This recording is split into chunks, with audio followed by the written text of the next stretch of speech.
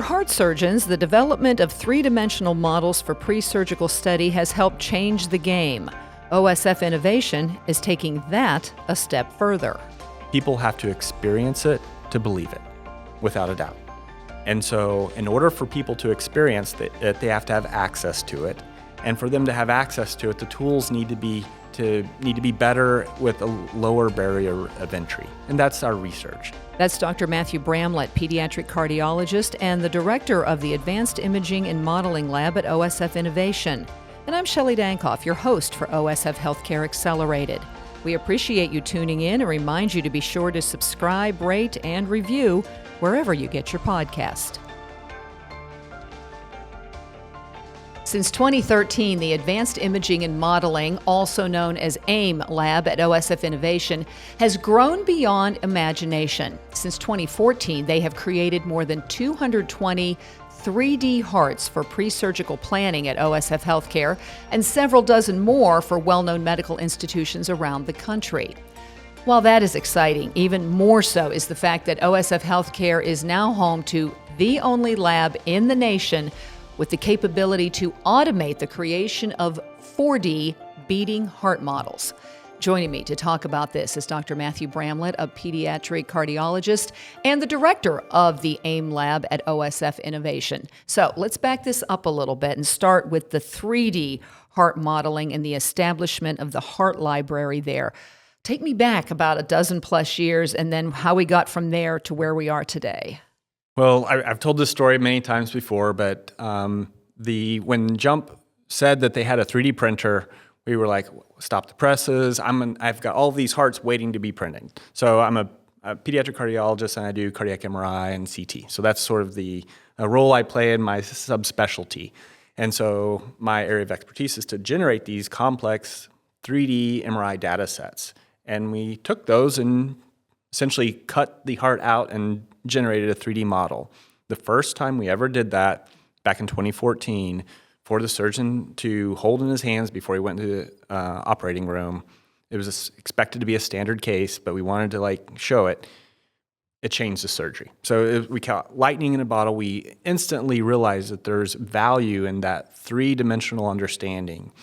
And so over the past decade, we have continued to provide this service for the Children's Hospital here as well as elsewhere, and worked with the NIH to initiate the 3D Heart Library, which is a repository of many of our models for education purposes around the U.S.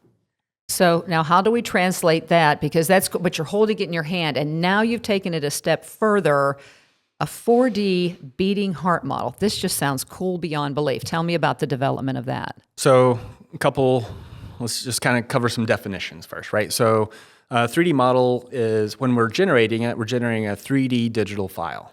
And it's not just the outside like you would have in a program where you see the outside of a bench. This is actually going into you're seeing the inside of the engine. It's not just the outside.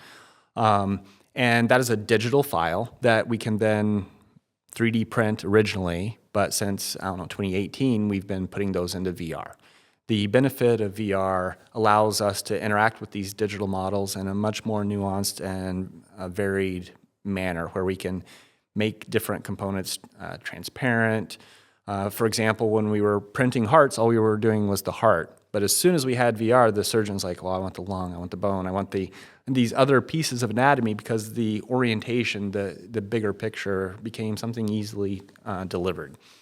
And so as we hang on to this main idea that the surgeon can improve their mental understanding, the mental representation, or their mind's eye of this complex 3D object, they sleep on that, they understand that, they take that understanding into the OR the next day. That has been replicated in, as you said, many congenital hearts. We also are doing surgical oncology and all of these other areas for presenting the actual patient in a digital form in front of the surgeon so they can perform an improved understanding and improved surgical plan. That is not easy to do. And so I would say there are a couple reasons why we're doing this at a high level. Number one, OSF, with a mission-oriented focus, very early on said, well, if this is good for the patient, we're going to do this effort. And that's really what allowed our lab to get our feet under us. We were able to sort of establish that and get buy-in from the surgeons that this is a valued service that we need to provide. It is very resource heavy.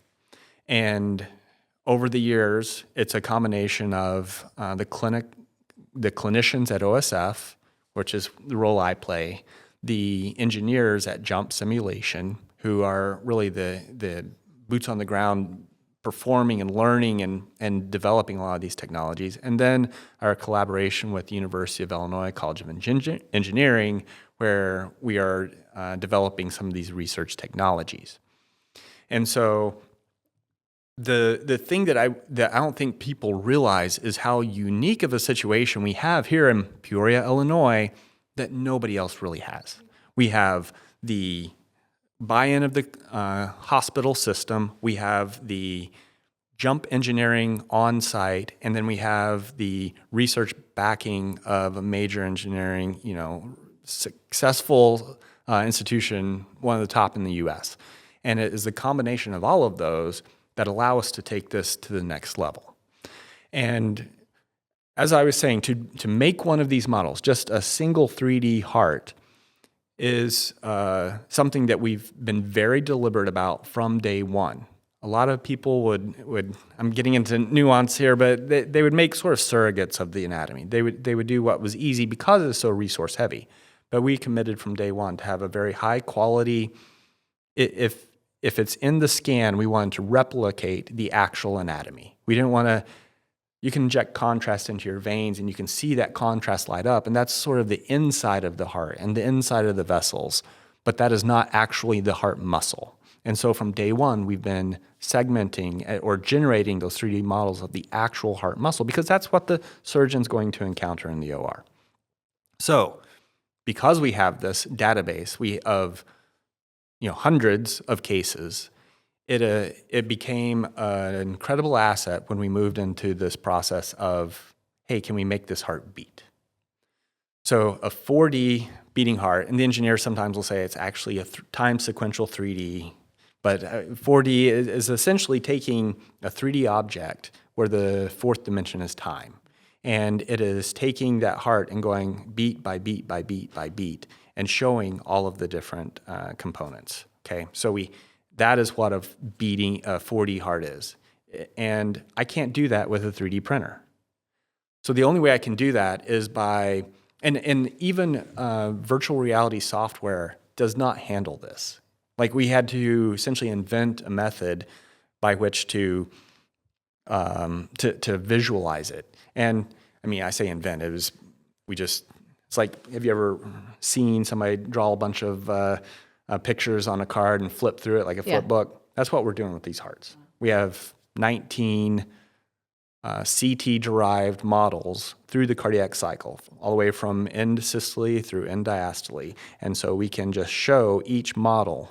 We end up with 19 of those, and we just play them in rapid succession, turning them off and on. And the end result is a beating heart. Yeah, that looks amazing. So, Yes. Okay, so let's go back to the very first one of these you did. How long ago was that? And walk me through the process and how long that took. Because in my head, and again, I am not that engineering type, but it sounds to me like this would have been a heck of a process and taken some time. It did. And, Okay, good. the engineers know that if you give a mouse a cookie, I'm going to want a glass of milk. Like I'm always wanting that next thing. Sure. And so in 2018, we wanted to tackle this. And the first step was to take, when you get a CT of your heart, you usually just get a snapshot of it sort of in end diastole, so where it's like full of blood and before it squeezes. But in certain situations, you want to see all of the phases of the heart. So you want to see that beating heart. But you can look at it in any 2D plane and you see everything. You see the blood, you see the bone, you see the muscle, and the heart's beating inside of that in that picture. That generates 19 CTs. And so each one required us to generate a 3D model. And so I had a med student that was interested in this sort of work, and she spent an entire summer in my lab building 19 models from that one CT representing each time point through the cardiac cycle. And so we published that. It took her all summer. Sure. It was a great project. But ever since then, we knew the value, and we knew which cases where we would need a 4D heart instead of a 3D. So in certain situations, there are dynamic problems in the heart. A good example of that is hypertrophic obstructive cardiomyopathy, where the outflow tract of the left ventricle, the muscle right below where the blood leaves through the aorta, sort of gets hypertrophy and it's like working out and gets too big, and it can obstruct the blood, especially as it contracts. So it kind of becomes obstructive. That surgery is a very nuanced surgery where you don't want to take too much out, or not enough. And so to be able to visualize that and see that actually look in the beating heart, before surgeon goes to the OR, that was one of the first things we identified as valuable of having a beating heart in virtual reality. So how do we go from a summer to something that's sustainable and a little more practical on a short-term basis? Because if you have a patient present and a surgeon, and you may not be able to put off a surgery for 3-4 months, right? Yes. And so again, I'm going to go back to the mission focus of OSF and our lab. We're doing this for the patients, and in doing that, we want to be able to share this technology with as many as possible. And so part of the drive is, for us to be able to offer a 4D heart for a complex dynamic condition locally requires us to automate some of these processes. And especially if we're going to have other institutions, if it's good for a patient here, it should be good for anywhere, right? So we have to solve some of these barriers. And so we've been attempting to use machine learning for many years. We actually have a patent on automated segmentation from MRI from back in 2016. But it was old technology, and it still was not quite up to the standard of today. And over the past year or two, we've been chipping away, and had a huge breakthrough back in November on a separate project. But we're like, hey, let's use this for the heart. And within a couple of weeks, we had this beating heart. So we actually had the automated segmentation. So what took the student the summer of drawing out each heart, we now have a computer that can do that on a CT. And pretty quick turnaround? It is very fast, very fast. So that's amazing. It's not how fast it's a click of a button. And all of a sudden I have a 3D model from that CT that the computer generated. And it's off of the myocardium. It's not the easy. If it's hard to do, it took a computer and high level, research from U of I in order for us to get to the level where we could accomplish that. But we still didn't have the beating heart. All we had was the main problem of here's a CT, pull the 3D model out. So all we had to do now was throw 19 CTs to the computer, and it gave us 19 hearts. But then we didn't know what to do with those hearts. How do we get them to play in rapid succession? When we had done it back in 2018, we'd only really done it in a manner that allowed us to show a visual of it, but to be able to throw it into a computer and rapidly do that, we're using off-the-shelf software. And the engineers, once again, having the in-house team, and Reed Jokish and Connor Davey are our two engineers, and they're wizards with this stuff. I gave them the problem and, knocked it out. And so now, with a click of a button, we can take that CT scan, put it into the computer. We use the machine learning program to generate 19 models. Those then 19 models are brought into another software, Blender, and we have the beating heart available for review. And the crazy part about this is, and we've seen this in our other projects, we pride ourselves on how high a quality we're building these. The computer's doing better than we can. And the only reason we're achieving these very high level of results with the automated segmentation is because for the past decade, we have focused on this myocardial segmentation, this very high quality. So our entire database was for a patient going to surgery, where we had this quality assurance checkpoint that, bar none, was the highest level of quality. And it was because of that high quality that we trained up the machine on that we're getting these incredible results. We actually sent a model for a different project, and when one of the researchers called me back, and they're like, "What's different? This model is so much better than the other ones you've been sending us." I'm like, "Well, this is the computer result." So kind of like with the 3D heart library that we have, is that happening with the 4D beating? Is that down the road? Is that something that will happen, or is it very patient specific, or can people learn from these regardless? Yes to all of that. Okay. We have tremendous plans for not just a library, but sort of a database that allows us to expand on this. One great example, we've done, I think the actual number's like 235 hearts, 3D hearts for pre-surgical planning to date. Within a week, we had doubled that number because of this technology. So we had been able to almost immediately, because one patient would give us 20. And so it was just like we were able to crank these out to generate these models. And so the question now is, how are we using it in real applications for these problems that a 3D just doesn't quite deliver for us? I mentioned how it's doing better than what the human was doing. One of the surprises, which it plays into this example I'm going to tell you, is it's showing us the valves. So a CT scan, the valves are they're moving, and especially in end diastole, they may flutter a little bit, and that motions, they sort of get lost in the shuffle, and you don't pick it up very much. Your brain is an amazing tool, and think of it like a 3D connect the dots. As those dots are filled in, it may not be the entire valve, but your brain, as it's moving, puts it together. And so we're seeing valves from CT that are not something we trained it on, nor did we expect to find it. However, it's a critical part of many of these problems that we encounter, because the valves are dynamic. So we recently had and this is the example I was going to tell you. We recently had a very complex congenital heart patient who, in many instances of congenital heart disease, multiple institutions will weigh in on what to do. And so we had our two surgeons in our surgery conference. We reviewed this case, came up with, here's plan A.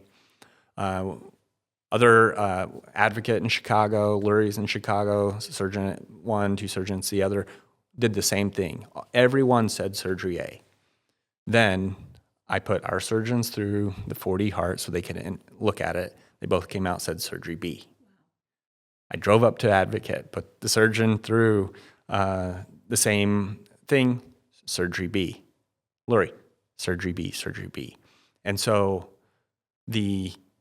it was the dynamic nature of this very complex heart with the valve in view that revealed the whole problem. And I'm sitting there in surgery conference, and I'm trying to perform research and make a point here. And so like they're saying, well, surgery A. And I said, well, as long as we're going to look at the 4D, because I'd already seen it, I knew surgery A was not an option.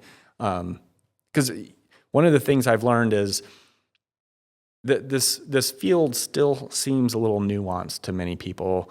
I don't think, and especially in pediatric cardiology, I think it's elevated beyond the fad. They understand there's value here, but there's still a point of convincing a very confident surgeon of the value. Sure. And the cases where they go in thinking A and coming out B are the ones that lock people down. And in fact, one of the surgeons was like, I was a skeptic of this technology before, but in this one case, you've now convinced me that this is the future. This is the next level. I like to consider it the next imaging modality, really. So, and I know I know you could talk all day about this because it's very exciting. I hear the excitement in your voice as we discuss this.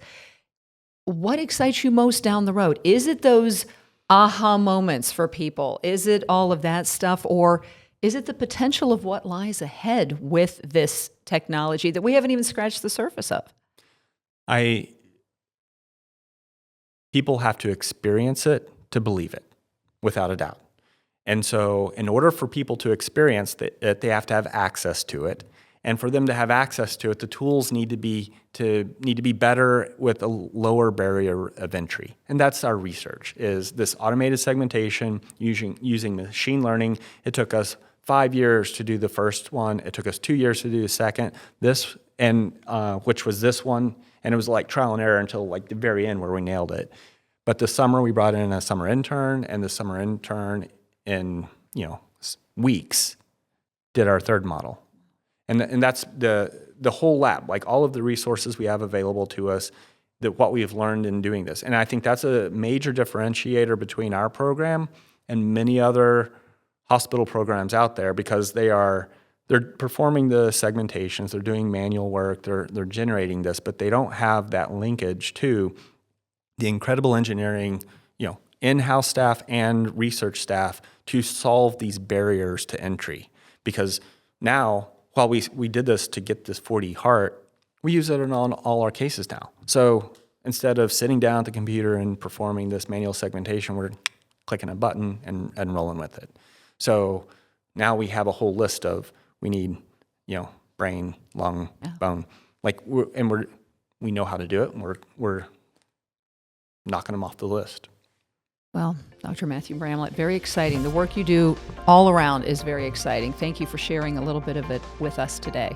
You're welcome. Thank you for having me.